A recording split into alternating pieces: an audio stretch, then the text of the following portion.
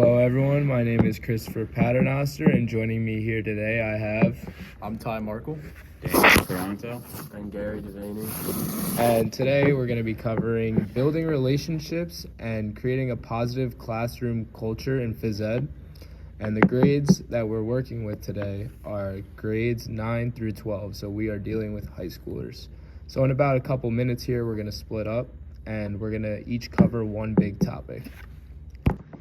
Hi everyone, I'm Gary Devaney, and today I'm going to talk about behavior management and discipline strategies in the high school classroom for grades 9 to 12. This is a key part of high school classroom management because as students get older, they tend to test boundaries more, seek more autonomy, and the stakes feel higher.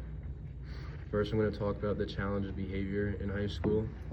In a high school setting, disruption and off-task behavior can come from many sources like peer influence, boredom, social and emotional issues, technology and distractions, and simply that teens are working for their identity and independence now.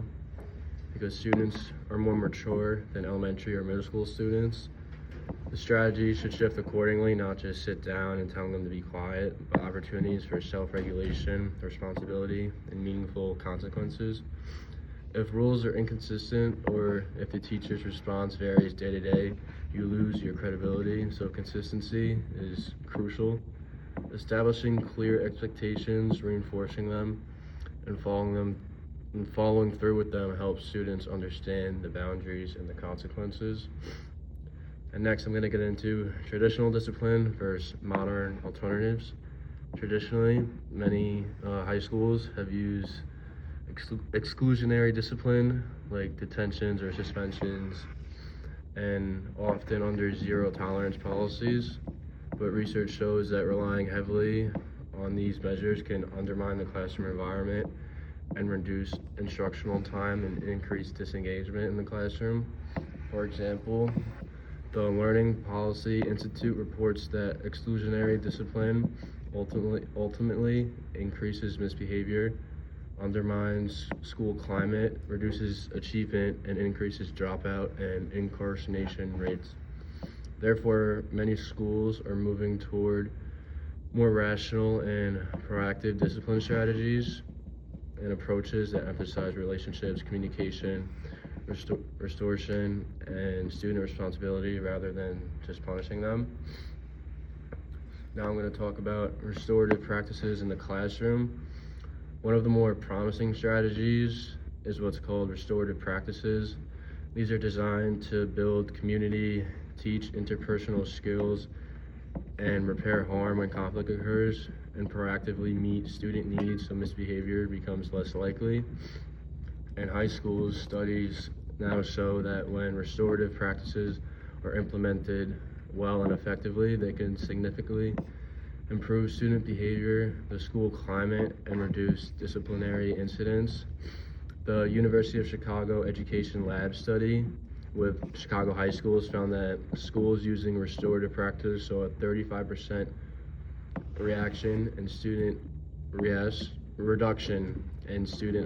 in school and a 15% reduction in out-of-school arrest. So this might include classroom circles where students and teachers talk about expectations and relationships so the students know what's always expected of them, and conflict resolution meetings when something happens. There could also be some peer meditation, and also re-entry meetings after suspensions or proactive community building. The key is that behavior is addressing as part of the classroom community rather than treated purely as just rule breaking. Now I'm going to get into balancing discipline, fairness, and empathy. As a teacher for grades 9 to 12, one of the balances we must strike is between maintaining order and showing empathy. And a few tips for that could be, like I said before, just be consistent. If a rule is broken, the consequence should be predictable, and the consequence should be the same every time. Students feel safe when they know what's expected of them. And if you give different students different punishments, it's just going to disrupt the classroom environment. And also just be fair and transparent with your students. If students believe discipline is biased, you lose their trust and they're just not going to like you as a teacher anymore. Also use rational responses. Before jumping to a major consequence, just ask, why did this happen? What does the student need? How can we repair their harm? And this doesn't mean that there's no consequence, it just means the consequence may be more meaningful. And use escalation appropriately. Some behaviors require immediate removal for safety. Others may benefit from discussion, reflection, and restoration. Also just reflect and adjust. With a certain consequence, is it working? And you just might need to adjust your approach. This may include the students in behavior planning, involving their peers, or just using different instructional strategies that work better with the students. And this all matters because when behavior management is done well, the students feel safe, respected, and engaged. This helps them respect their teachers more, and everything goes more smoothly. The classroom culture supports learning. On the other side, when discipline is inconsistent or fails to address the root cause of behavior, you'll see disruptions, disengagement, peer distractions, and loss of learning time. For high school students, those minutes really matter, and they're preparing these students for their life beyond and their future. And every day really counts for them. And just some key takeaways for teachers: just start the year off strong, establish your expectations right away and routines early on, and these will help eliminate the behaviors early on. Build relationships with your students, really get to know your students and their interests, what challenges them, and just show them that you care and that you're responsible for them. Choose strategies that emphasize fairness, restoration, and community, not just punishments. And monitor and reflect on yourself and your students. Use data, compare your one strategy to the other, and see what's working and what's not. And also just collaborate, work with other teachers in the building, counselors, administrators, students, your peers, work with everyone. And just in conclusion, behavior management in high school is more about rules. It's just about building a classroom culture where students feel a part of the community, know the expectations, trust the teacher, and see meaningful consequences. By balancing structure with empathy and using modern strategies like restorative practices, we can create a learning environment where behavior supports rather than disrupt learning. Thank you for listening. Now I'm going to be passing it on to CJ so he can discuss his topic. Hello everyone, this is Christopher Paternoster here, and going off of what Gary was saying, I'm really going to focus on the importance of building relationships and creating an inclusive environment. So before we start, when most people think of physical education, they picture sports, some competition, and even some fitness tests. But as any experienced phys ed teacher knows, it's really more than that.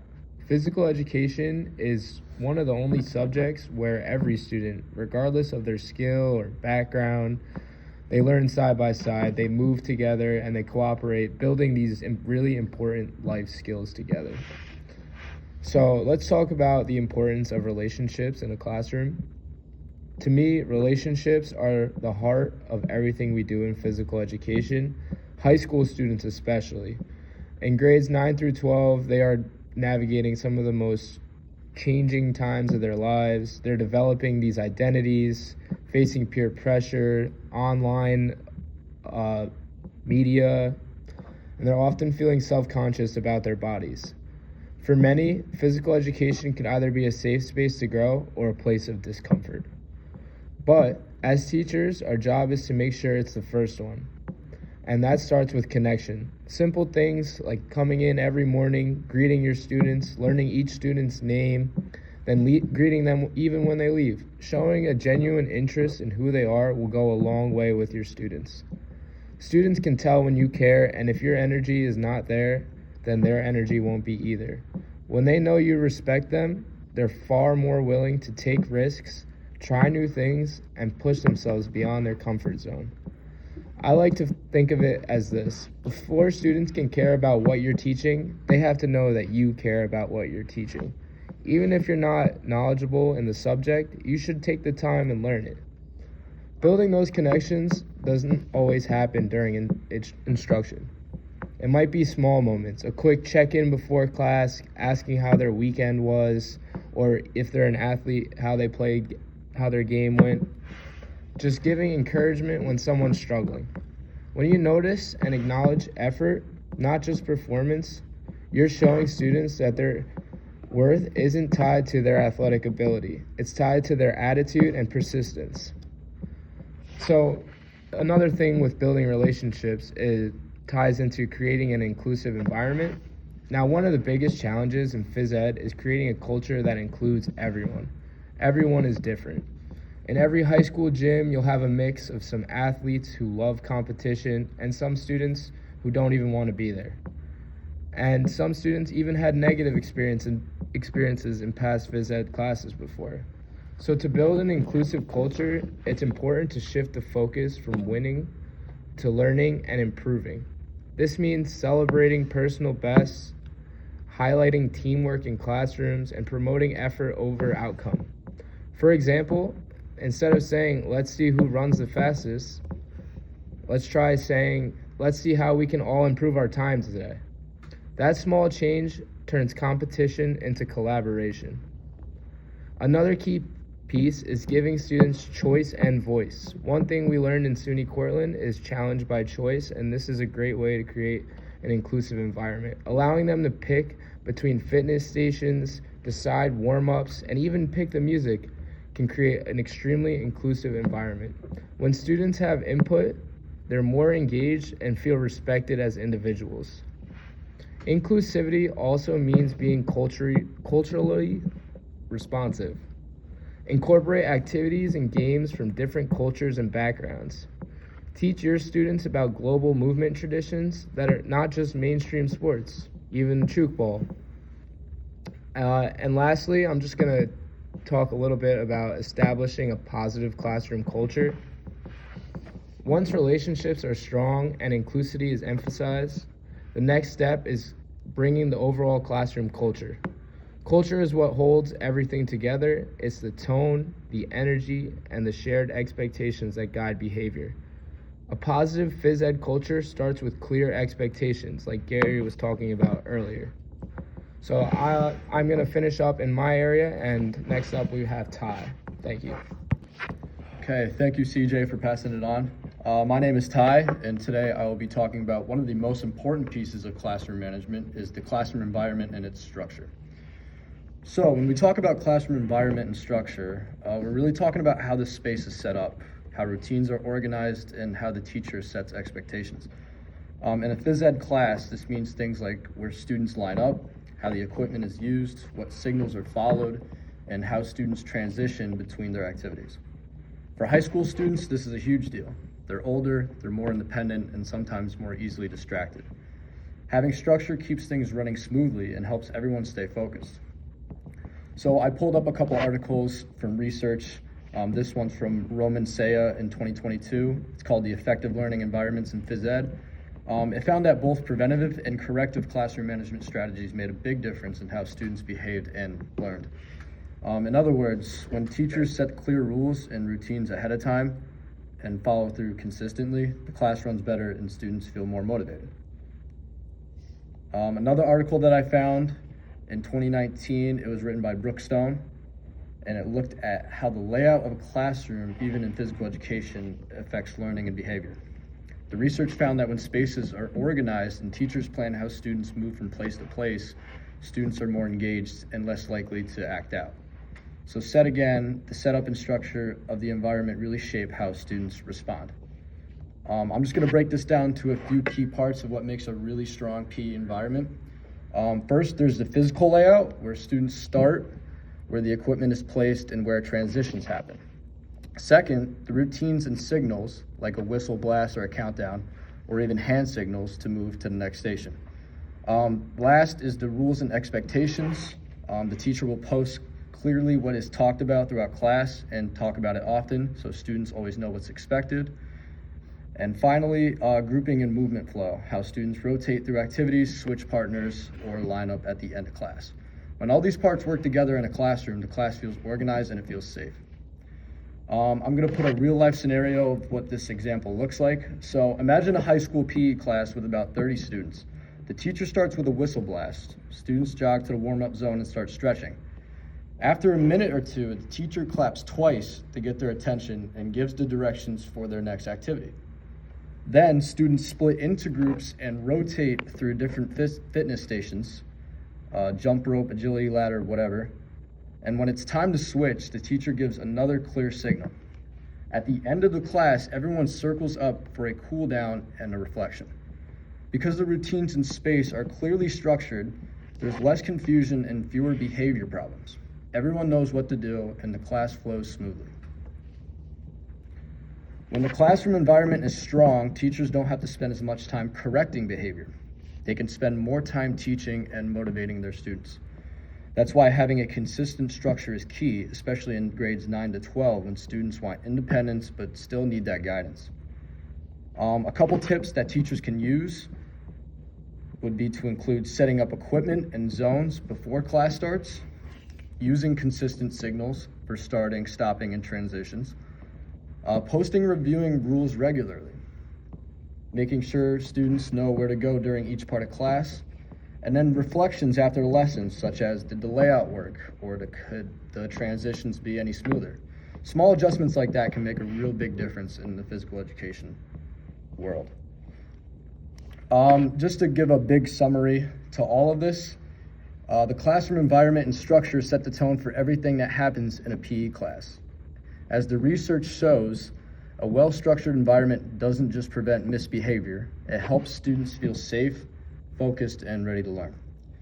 For us as future physical educators, building that kind of environment is essential.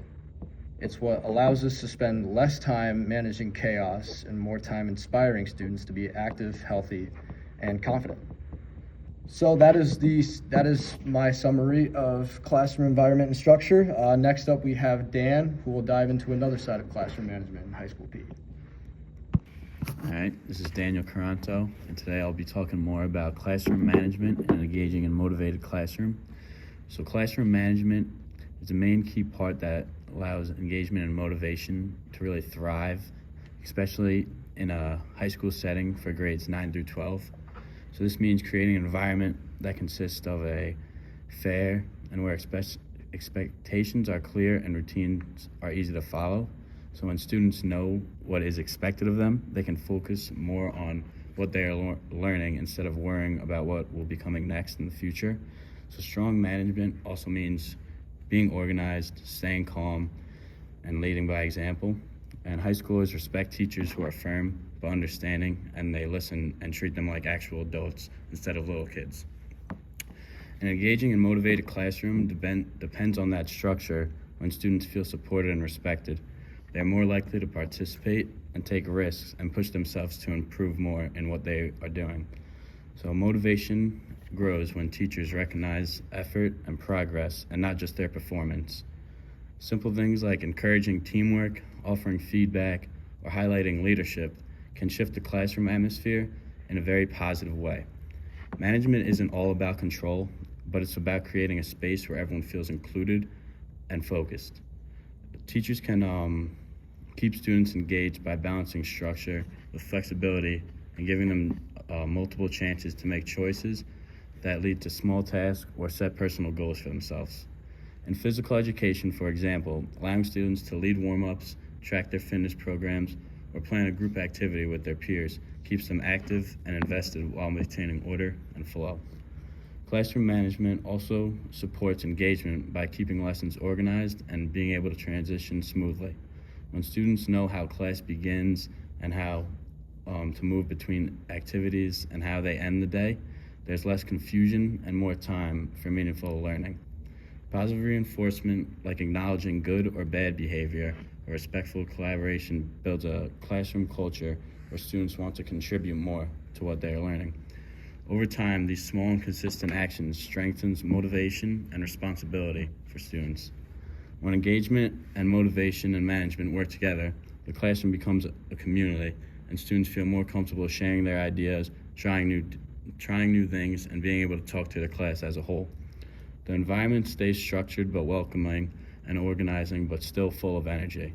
A teacher who is able to manage well doesn't just maintain the order, but they create the conditions for students to stay curious, confident, and motivated to learn every day. That's all we have today. That's what we're going to wrap up with. Thank you.